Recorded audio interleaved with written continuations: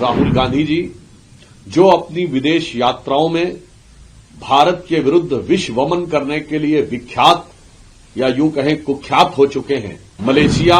Colombia और Germany के बाद अब वो वियतनाम की यात्रा पर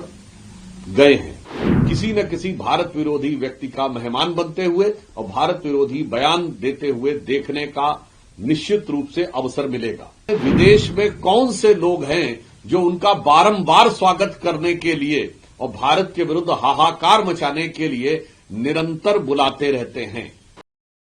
भारत के इतिहास में सर्वाधिक विदेश यात्राएं करने वाले नेता प्रतिपक्ष राहुल गांधी जी जो अपनी विदेश यात्राओं में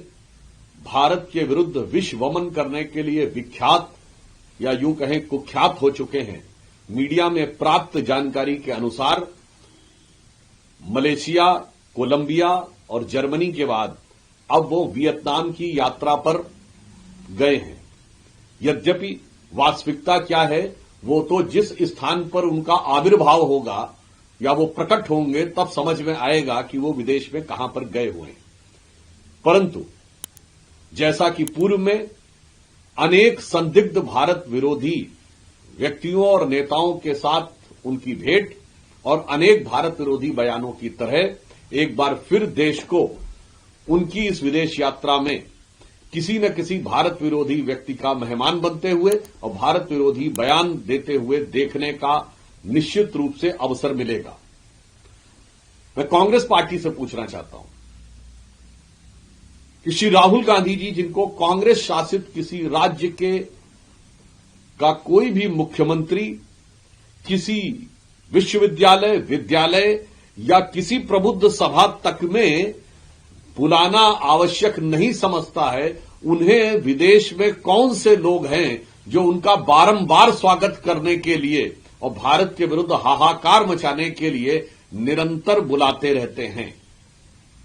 कांग्रेस पार्टी को इसका खुलासा करना चाहिए। और आज एक और अन्य घटना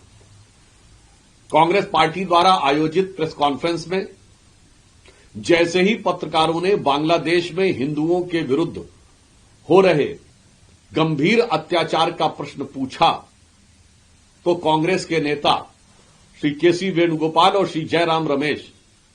जिस तरीके से उठकर खड़े होकर भागने लगे